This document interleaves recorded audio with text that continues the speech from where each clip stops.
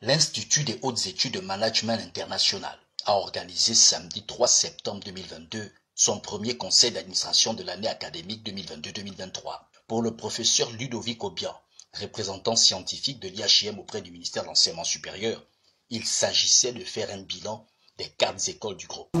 Comme tout conseil d'administration, il s'agit, n'est-ce pas, de se baser sur une forme de rétrospective, sur ce qui s'est fait dans le passé, et en particulier le passé le plus récent, 2021-2022, pour effectuer un bilan, et à partir du bilan, n'est-ce pas, envisager la prospective, c'est-à-dire l'avenir. Au terme de ce conseil d'administration, dont le thème portait sur l'assurance qualité de l'enseignement supérieur au Gabon, le professeur Ludovic Obiang a émis le vœu de voir l'IHM se conformer aux normes du CAMES pour être davantage un pôle d'excellence au Gabon et dans la sous-région Afrique centrale. Je crois que l'IHM doit procéder à une démarche qui est recommandée pour tout établissement privé ou public désormais qui appartiennent à la sphère, à l'espace CAMES.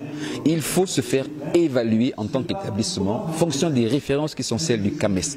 Et cela sera un extrême avantage pour cet établissement. Ça veut donc dire que cette évaluation lui permettra de pouvoir souligner les faiblesses qui effectivement, peut-être encore une fois, grèvent son fonctionnement et lui permettront de se hisser à un niveau remarquable.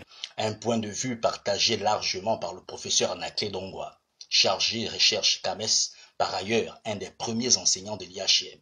Vous savez, l'université, comme tout secteur, repose sur des textes. Et sur ces textes-là, le CAMES, le Conseil africain et le moyen pour l'enseignement supérieur, est clair. Donc, il s'agit de réorganiser les choses conformément aux objectifs de l'établissement, former des entrepreneurs. L'État ne peut plus tout faire. L'État ne peut plus absorber tous les étudiants qui sont formés. Il s'agit de faire en sorte que ces derniers trouvent eux-mêmes des emplois. Et parallèlement aussi, comme je le disais tantôt, tout en renforçant l'équation formation-emploi, être mieux conforme aux aspirations des étudiants, être mieux conforme aux normes du CAMES. Voilà l'objectif. Pour sa part, la directrice générale de l'établissement s'est réjouie de son évolution, car l'IHM compte désormais parmi ses 4 établissements supérieurs une école doctorale. Donc nous pouvons dire qu'il y a eu une ascension au niveau des effectifs et il y a aussi une ascension au niveau des écoles. Nous avons commencé seulement avec l'école de sciences de gestion et aujourd'hui nous avons 4 écoles.